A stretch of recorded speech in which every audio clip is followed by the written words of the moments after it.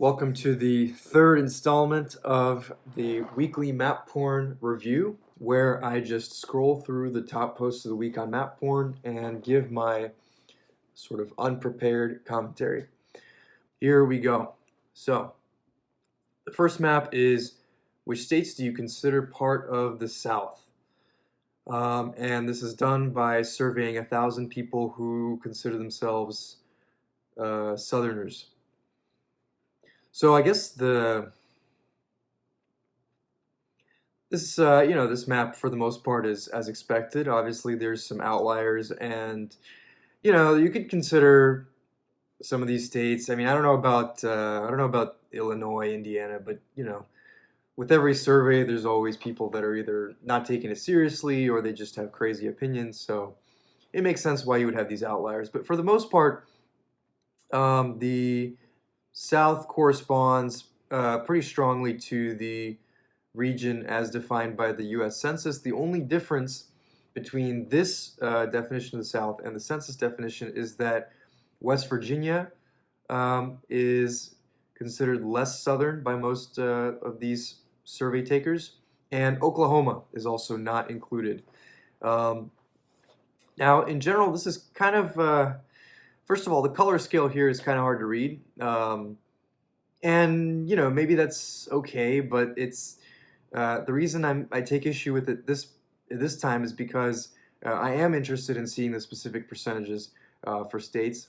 So I think for this map, a good idea would have been, and I do this on some of my maps of U.S. states, a good idea would have been just to annotate and put, where it says, for example, TX, just put a small number that indicates the percentage of people that considered Texas a part of the South.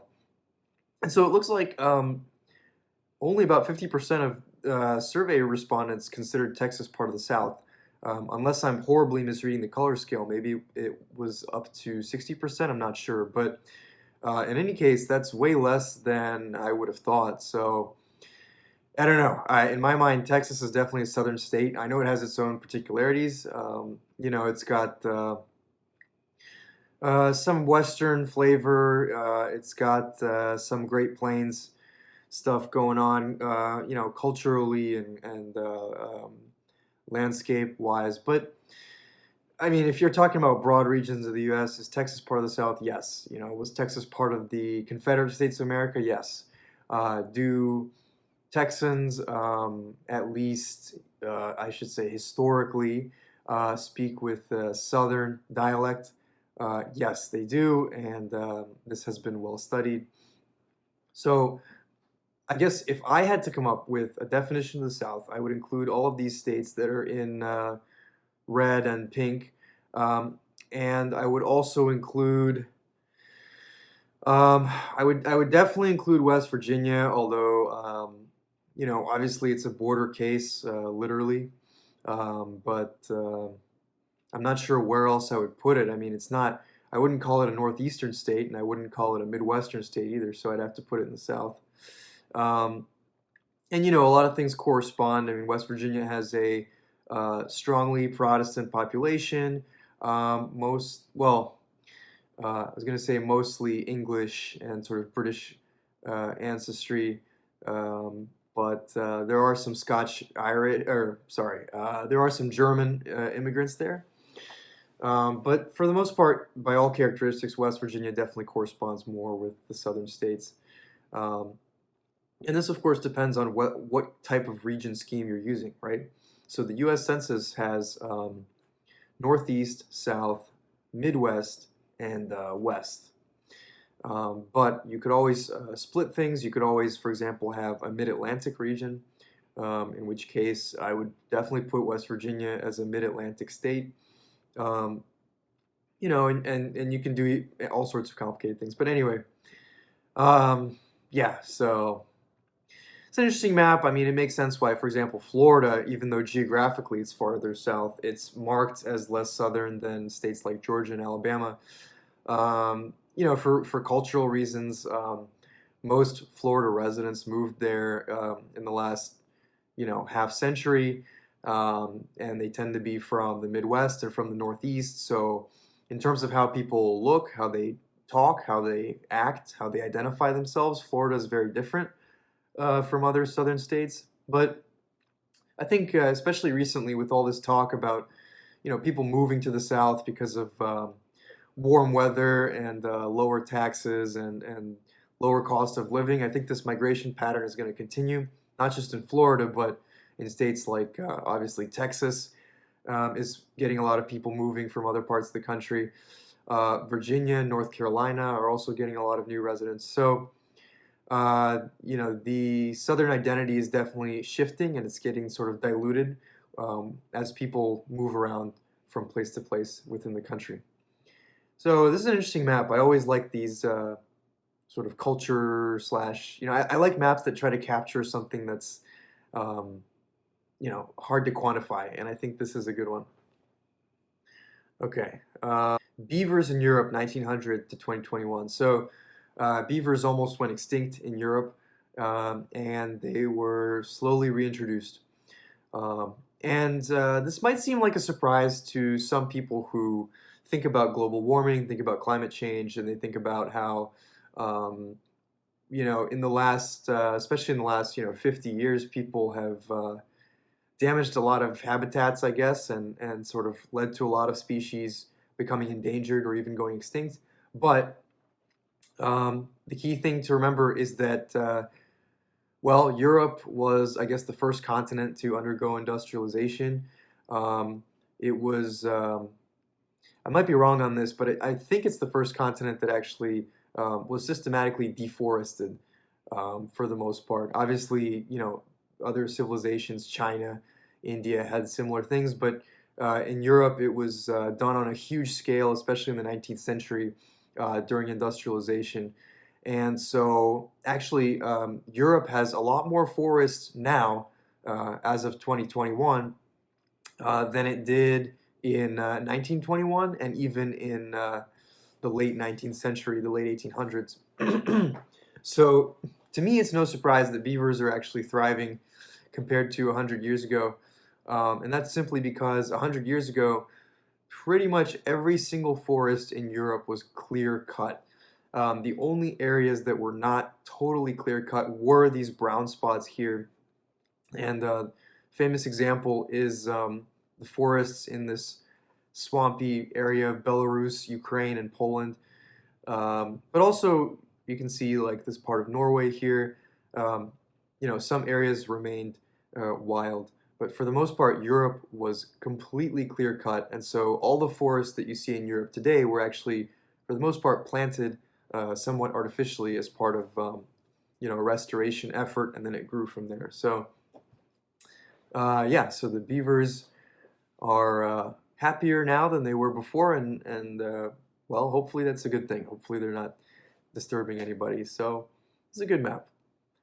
Okay, paper sizes used around the world.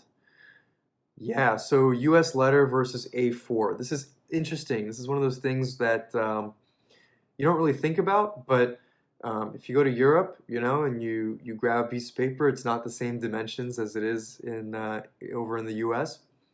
And people from Europe, especially from the UK or um, in college, I had some friends who were international students, and um, they in their even if they spoke American English, their brain wasn't used to saying, "Oh, can I get a letter size piece of paper?" Or regular 8.5 by 11. These are phrases that every American knows.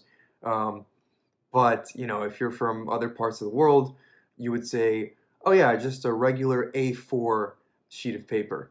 Um, so most of the world uses this A4 system, and it's very interesting. I think it's based on golden ratio, or maybe not, but I know that I'll put a diagram in the video. But there's a very clever way in which like there's an A1, which is the largest size, and then an A2. Long side of an A2 is equal to the short side of an A1, so it fits in it like this. And then the A3 fits in a similar way, and then the A4, A5, and so on. I think A6 is probably the smallest size, or something like that.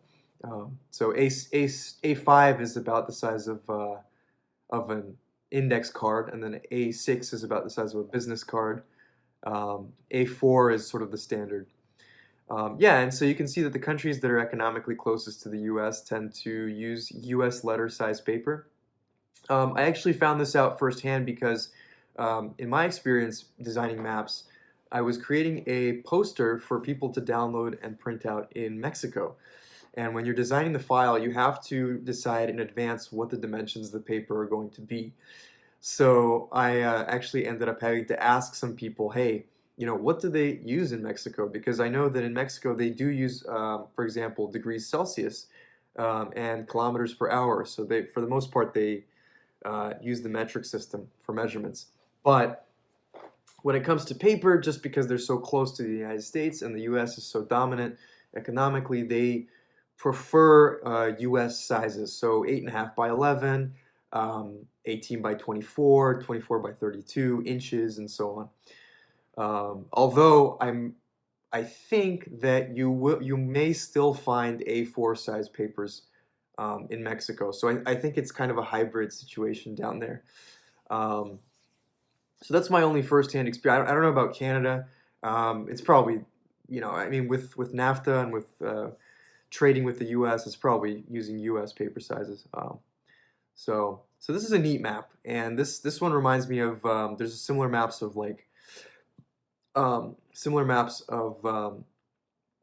electrical outlets and I don't know, things like what side of the road you drive, like everyday things that you don't really think about unless you go to a different country, and then it turns out that it's totally different. So I like this map too.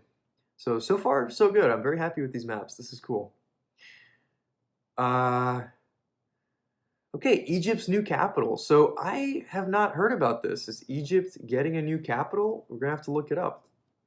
So, new administrative capital is a large-scale project of a new capital city in Egypt that has been under construction since 2015. Okay, so actually, despite the fact that this has been, under construction for 6 years, I had never heard of this.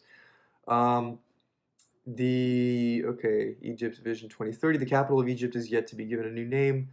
Um, Interesting. So it's going to be about 45 kilometers, 28 miles east of Cairo, and just outside the second Greater Cairo Ring Road. So it looks like it's pretty much,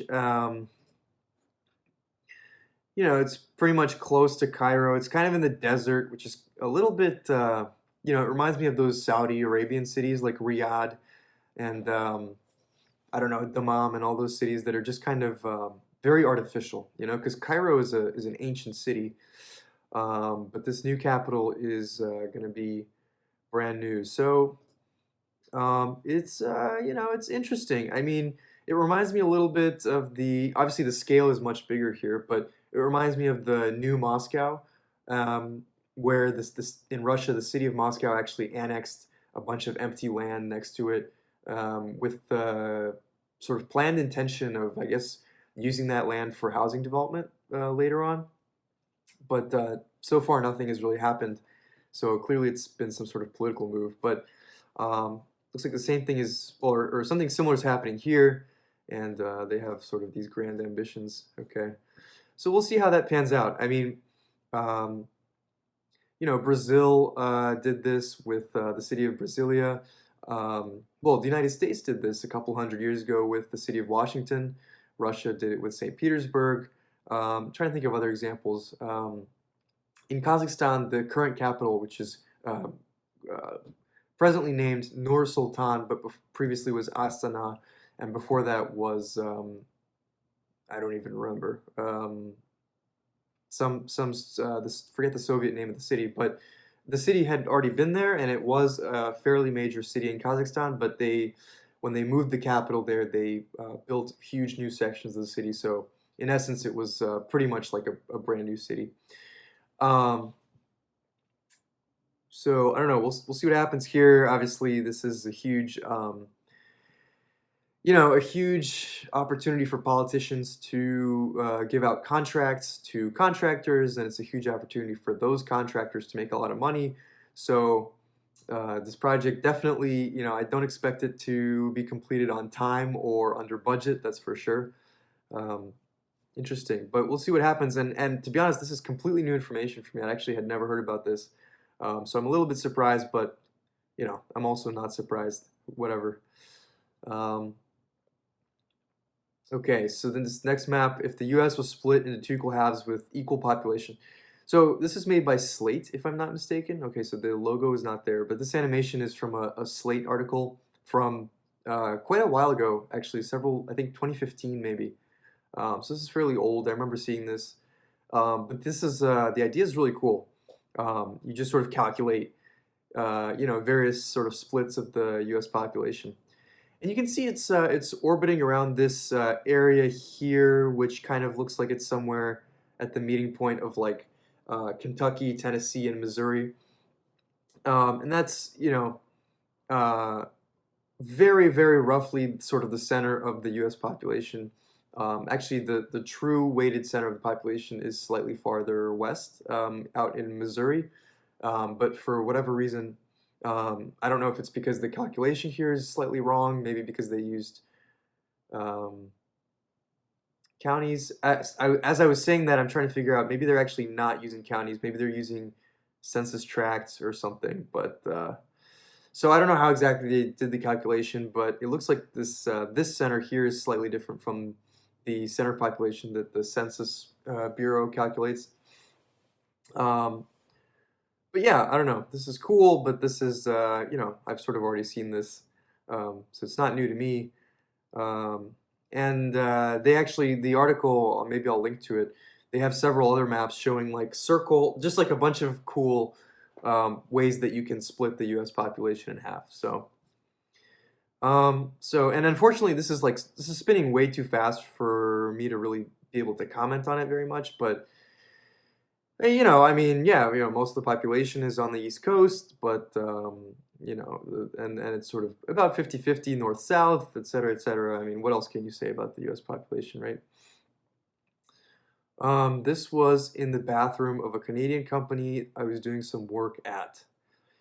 Where did you pee? So this is a map of. So I guess okay. So as people go to use the bathroom, they can like mark where else they've peed, I guess. And it seems like there's quite a diverse crowd here. Mostly Europeans and people from the U.S. It seems like, but people have peed everywhere. You know. This looks like Paraguay. This looks like I don't know. This is probably somewhere in Zambia or Botswana. Uh, yeah, this is interesting. I wonder what's here. These are also placed by the people themselves, so this could be anything from like Kabul in Afghanistan to I don't know. This could even be like Tashkent or not. Yeah, well, it could be Tashkent. I mean, God knows, it could be any Central Asian city. So anyway, I like this concept. I don't know. It's not super, I guess, interesting, but whatever. I remember when I was a kid, there was we would go to this park, these botanical gardens, and they had this push pin map where people could just put where they've been, places they've been on the map. And I remember it was at that point there were so many pins on it that people were like sort of stacking pins, and it was just like these mountains of red pins on the map, and I just thought it looked so cool. Actually, I think that just the experience of seeing that map was one of the things that got me to do like just got me into data visualization and like mapping and stuff because it's like it was just so cool to see uh, to be able to like physically feel and also just visually see the topography, so to speak, of the data. So that was a cool experience I had as a kid. I'll pull up a picture of like a similar map because I just think it's these things are awesome. So Europe and America at the same latitude. So this is kind of interesting. I've seen this type of idea before for maps. Yeah, I mean, I guess for me as someone who works with maps all the time and has been looking at them, my whole life, there's nothing really surprising going on here, but I do remember when this map is shared, a lot of people, are sort of shocked at either how far north Europe is or how far south America is compared to Europe. So, for instance, like Stockholm in Sweden or Oslo or St. Petersburg, which are all major European cities, are located at the same latitude as like Anchorage, Alaska, or Northwest Territories, which are very frigid territories. But especially Stockholm and Oslo have very mild climate for that latitude, and same thing with England. Scotland is extremely far north, like Labrador, Quebec, and northern Quebec. Uh, and meanwhile, other U.S. cities like Washington D.C., for example, is the same latitude as Madrid, or Rome, roughly.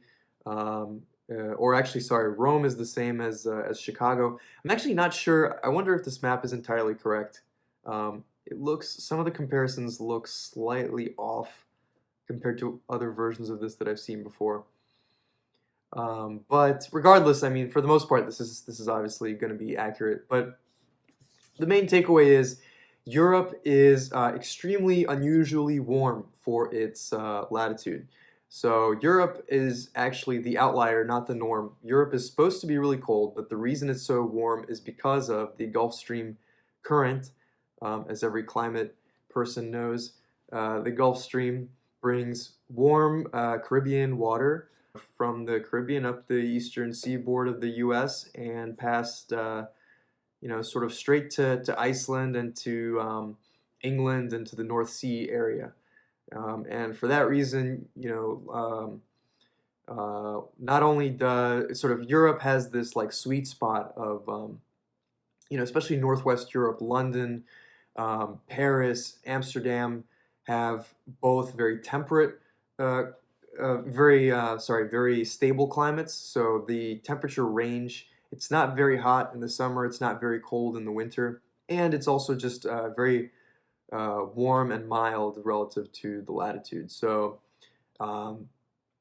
in London, I'm going to speak in Fahrenheit here, but in London, generally in the winter, it doesn't get below freezing all that much, and in the summer, aside from the occasional heat wave, it really doesn't go above 80 degrees all too often. So that's like especially for the U.S., that's considered a very mild temperature range compared to a city like Washington, D.C., where the typical winter temperature is also in the around 40 Fahrenheit, but the typical summer temperature goes all the way up to 90 in the hottest summer months, as opposed to the mid to high 70s for London. So Europe is super mild because of the ocean and because of the Gulf Stream.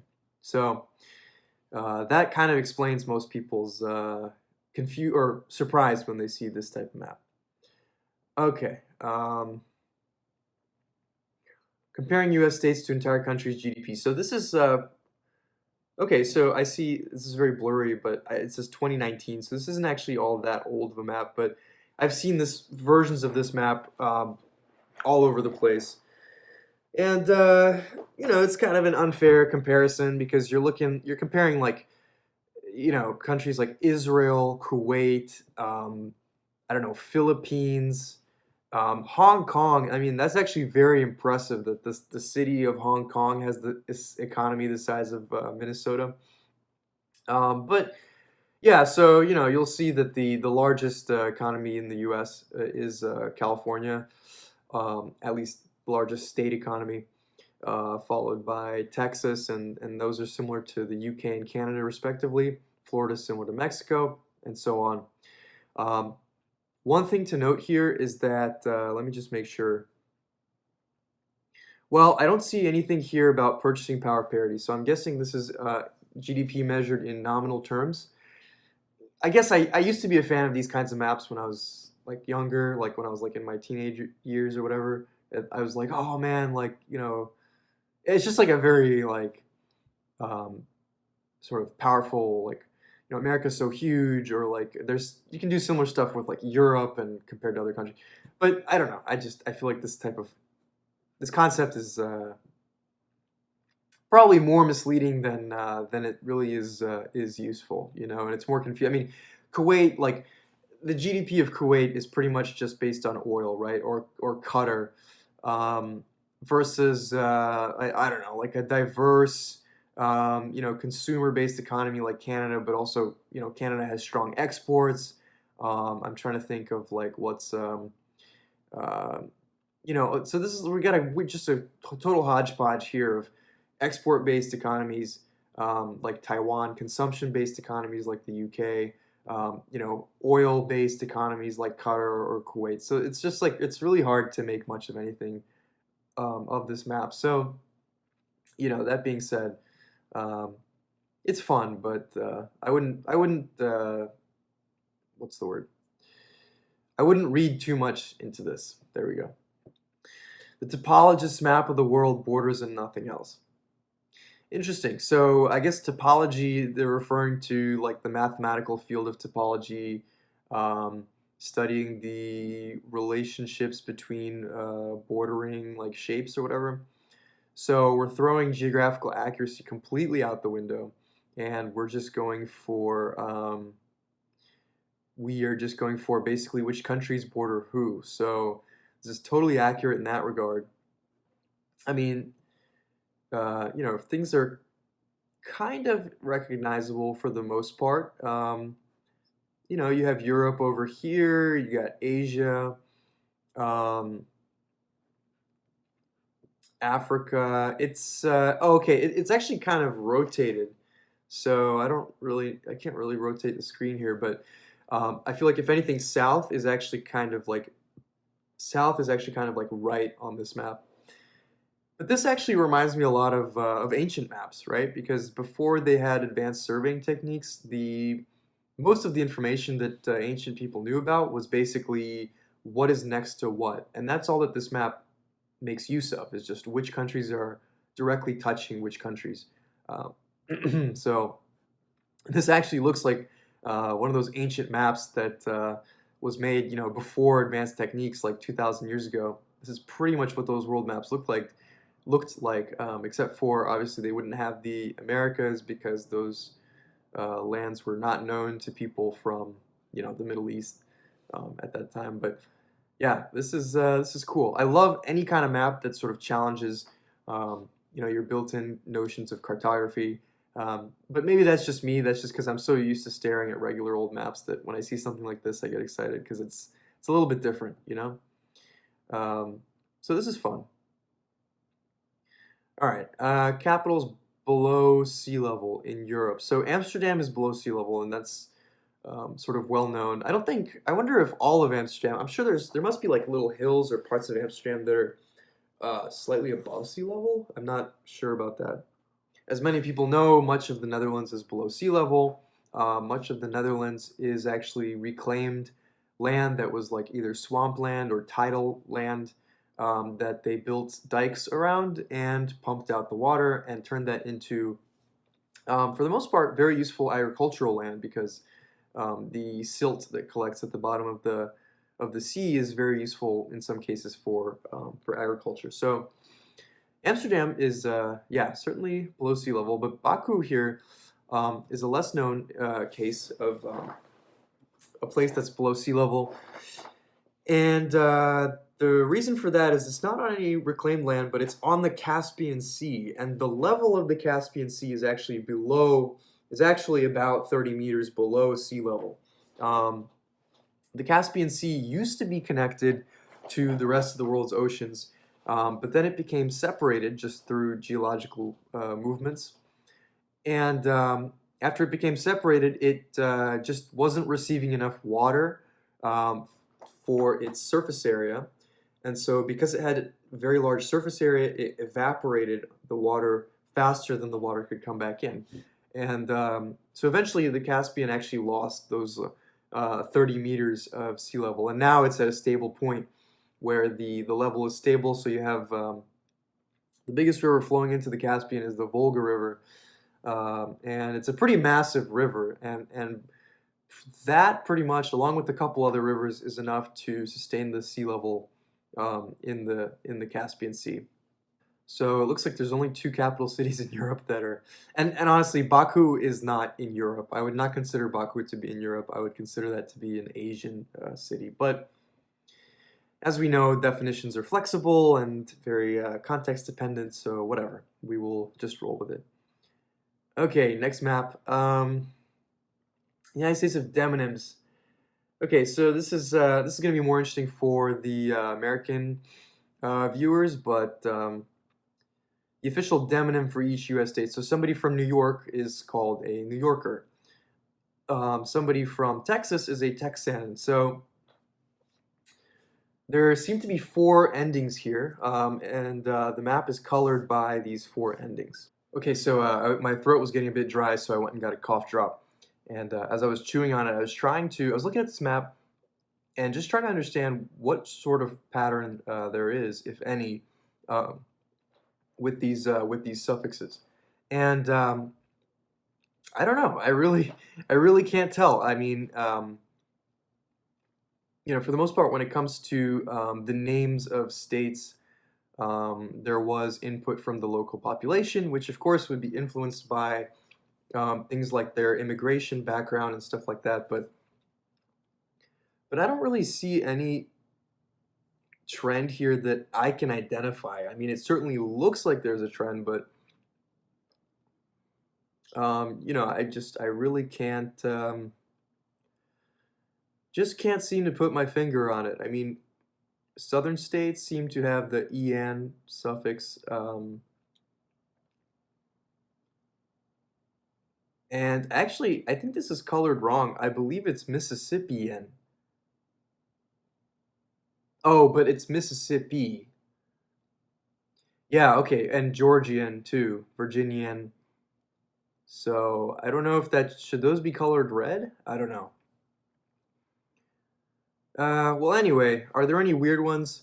Yeah, Hoosier is a weird one. Um, Indiana's the Hoosier state. I mean, I always thought that was kind of a nickname.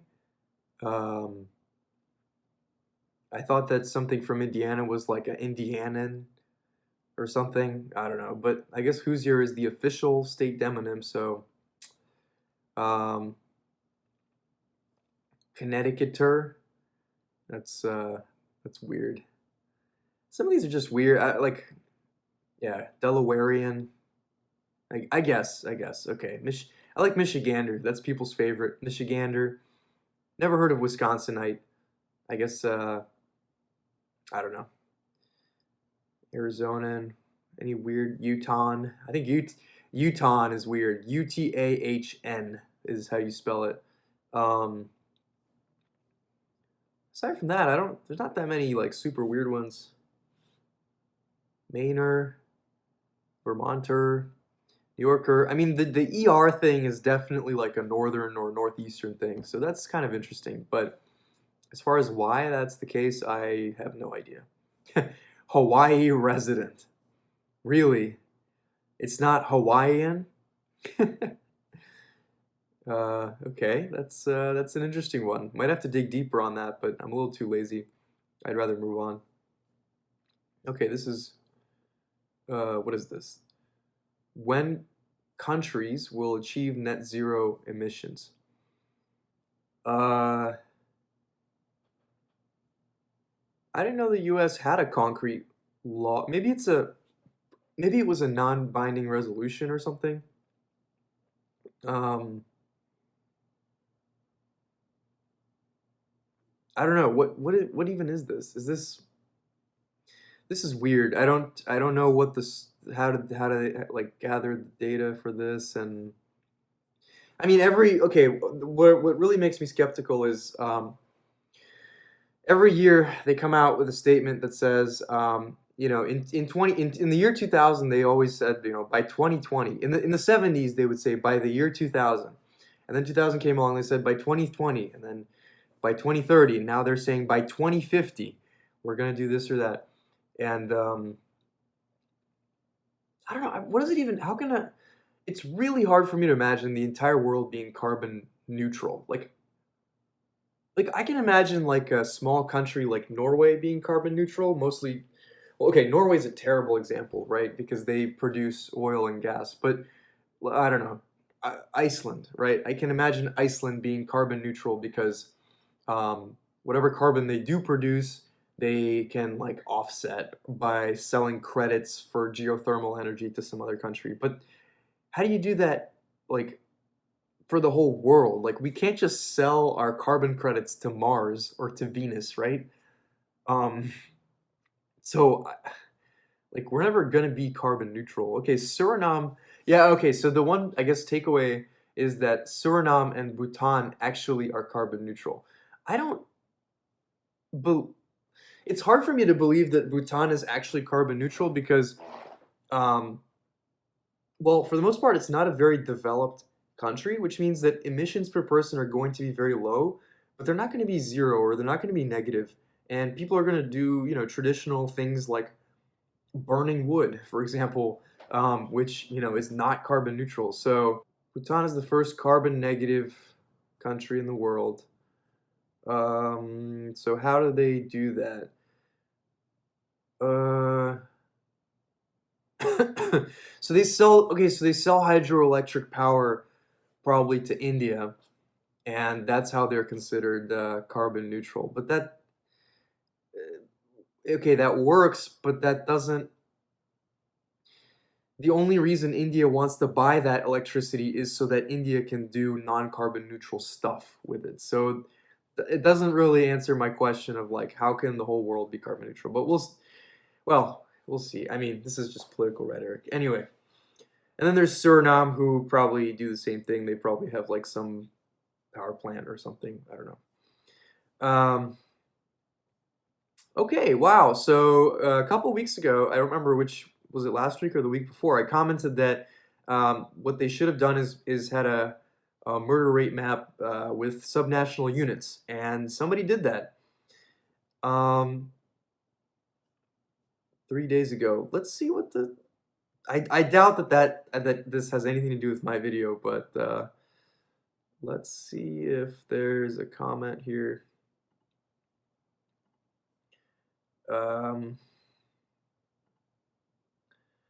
Okay, and not a ton of like interesting comments. Mostly people just wondering about certain spots. I mean, again, all the same stuff that I said before, about certain parts of Latin America having a culture of violence, and obviously there's areas of Mexico that have ongoing drug violence, which is separate from, a cultural aspect. It's pretty much a straight up war zone in a lot of places. But in general, these rates are very high. Most of Europe is pretty much every country in Europe would be in these lowest two categories. Yeah, well, so it's cool to see some additional detail. Um, but yeah, that's I've already spoken about it at length previously, so we will go on to the next one. Train prices per mile across Europe.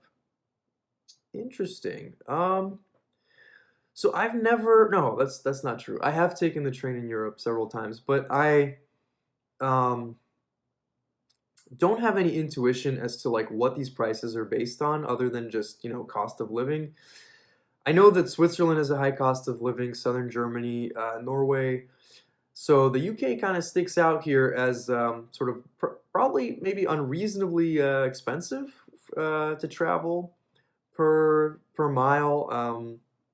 Weird that it's per mile and not per kilometer, right?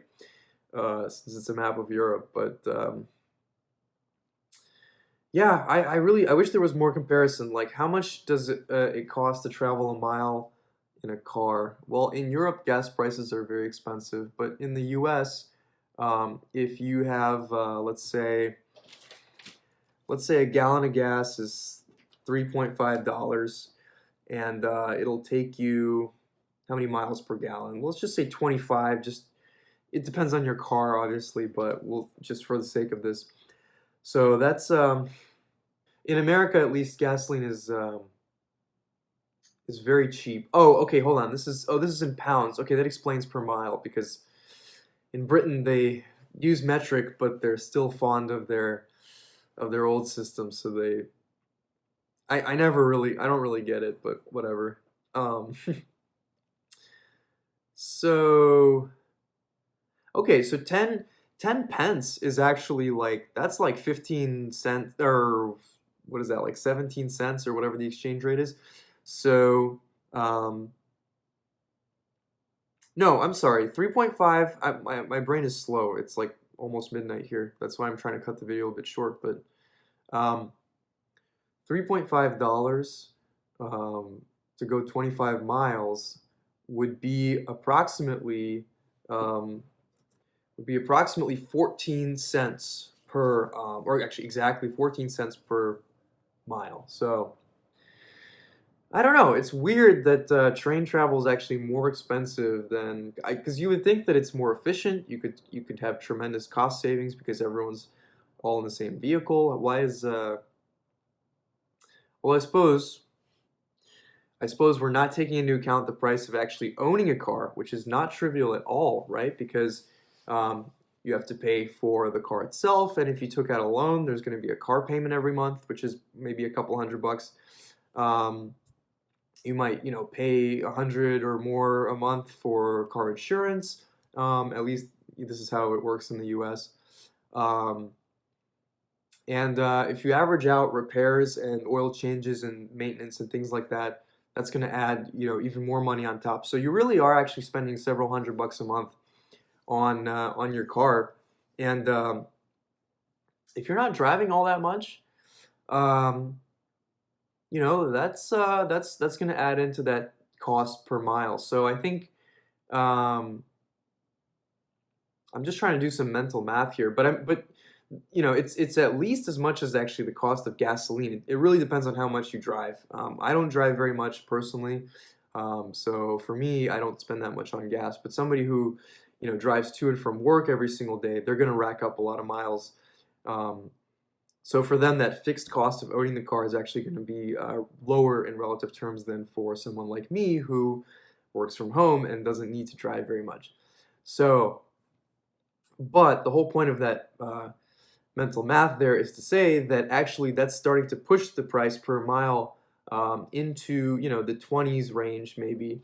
Um, Although if we convert back to British pounds, it's less, but then we convert to European gas prices, which are 2 or 3 times higher than in the U.S., depending on which country you're in. But in Western Europe, so in Western Europe, it's definitely and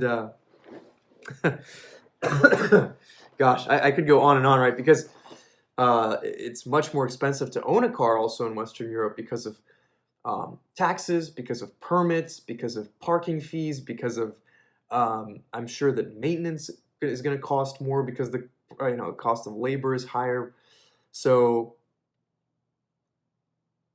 I guess the bottom line is that using the train in Europe is cheaper than using a car in Europe, but both of those are way more expensive than having a car in America.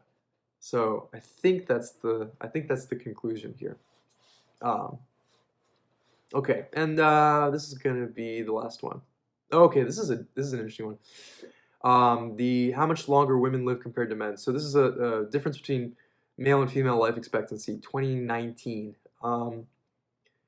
The top countries are Belarus, Russia, and Ukraine. The reason for this is very sad, and the real reason basically is that in these former Soviet countries, and by the way, no, okay, so notice that the Soviet countries have the biggest difference, right? But the Muslim Soviet countries have a slightly smaller difference.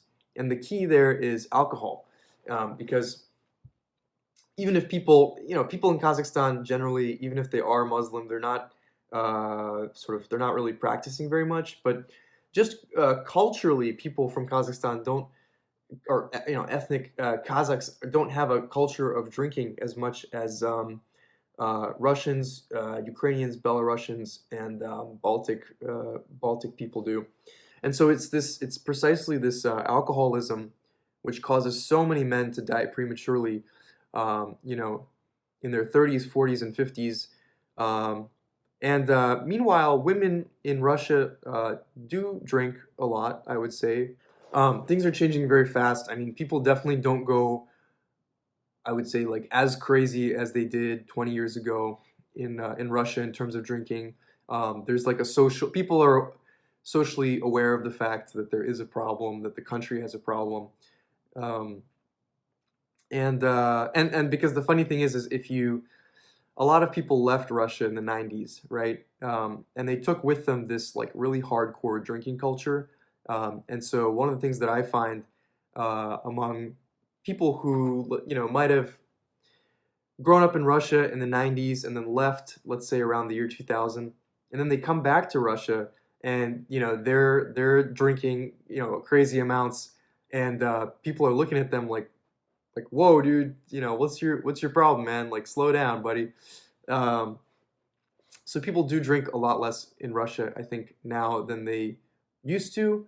Um, but they still drink a lot, and especially among older men, older single men, men who are lacking like a job or like economic opportunity, um, alcohol and other drugs. I mean, not it's not just alcohol, right? It's all sorts of other drugs. Heroin is a huge problem, and that's the reason why men in Russia and these other countries are dying prematurely, and women are not, because women just don't do drugs as much.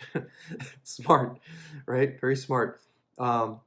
And so the same, we see a similar pattern in Brazil, in sort of Latin America, Southern Africa, and that's related to just sort of higher, especially in those countries, higher rates of physical violence, which of course is mostly a male phenomenon. Um, Another thing is suicide rates, and that's why East Asia is more towards the red than South Asia. Um, Countries with high, and obviously the Soviet countries also have a very high suicide rate. Countries with a higher suicide rate will have this balance skewed against men, because um, men do tend to successfully kill themselves at a higher rate than women. So that's going to lower the male life expectancy even more. Now, there's only a handful of places where it looks like women actually live longer. It looks like only two countries, or sorry, men live longer in two countries, Qatar and Afghanistan. Both of those countries are really, like, I don't know where they're getting the data for this. Um, I mean, I guarantee you, I mean, Afghanistan is so like remote that, or most of the population of Afghanistan lives in such remote areas that there's no way that these data are extremely reliable. Um, and Qatar, it's weird because like 80% of the country's population is Pakistanis who are living there like as workers, um, workers. Uh, so I don't really know what that number means. Like, is it just Qatari citizens, or is it like every resident? Like, what does that number mean? We don't know. Um, but I will say that it's interesting that well, there's several things going on here. So the countries that have the lowest difference. So and also we should say it just biologically. I think it's um, I would have to look this up, but I'm pretty sure that there's just purely biological reasons also why women tend to outlive men. Whether it's their immune system, or their sort of aging process, and so on. So even if everything was totally equal, and men and women behaved in the same exact way, men would tend to live a couple years less than women. I think. I don't know. Maybe this is an area of debate. This is just something I read a while ago, so I could be misremembering. But um, these Middle Eastern countries where alcohol and well, especially alcoholism is very low. Those tend to have less of a difference, and also it looks like the Anglo countries, there's less of a difference. So a lot of factors here. I don't want to speculate too much, but let's see. Let's just open up the comments. I'm gonna wrap it up with this map, but let me just open up the comments real quick. Yeah, Bald and Bankrupt is an interesting vlog. Yeah, so many babushkas roaming around. Yeah, so obviously, okay, so people are already sort of like inserting, narratives about women being sort of subjugated in Middle Eastern countries, but and I'm not saying that that's not true, but I just don't see how that necessarily would increase male life expectancy. I just don't see the causality there. I mean, like, let's be real. even if women might enjoy fewer liberties in certain situations, it's not gonna. I don't know. It doesn't seem like it would really have like a huge impact on life expectancy, but maybe it does. Um, yeah, and so I don't know. People are kind of pushing back against that narrative. It seems like in these comments here, it's very hard to tell. But as I said before, with Afghanistan and Qatar, it's like the data set is just probably really weird. Yeah, suicide, smoking, Eastern Europe. Um, yeah, okay, this is actually a really good point. So this is something I hadn't thought about, but this is totally true. A lot of women did used to die in childbirth, and in Afghanistan, in more primitive conditions, um, childbirth, there's probably a higher rate of fatalities, during childbirth. So, that actually makes a lot of sense. Yeah.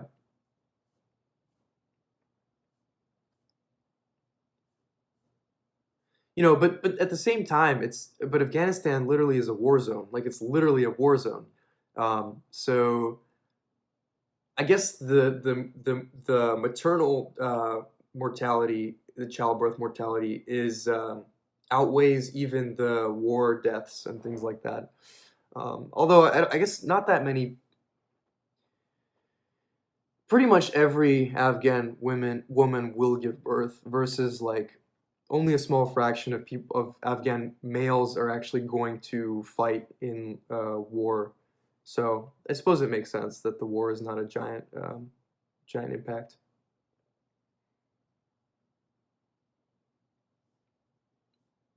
Yeah, sorry, I was just reading to myself here, but how Brazil and Russia do have a lot in common. I think it's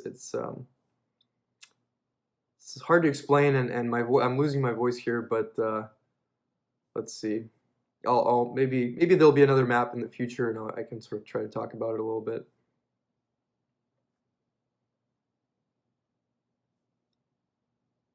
Okay. All right. Well, anyway, so there we go. And I'm actually coming up right on 1 hour, which is way more than I thought I would be able to do. But hey, whatever. This is fun, and so this is another good set of maps. I'm happy with MapPorn. I think if you filter by top of the week or top of the month, you actually get pretty good stuff for the most part. If you go on there every day, you're probably going to get a lot of garbage, like I did a few years ago, and I don't know. I haven't really checked back since, but anyway, before I totally cough my lungs out, anyway, I will see you guys next week.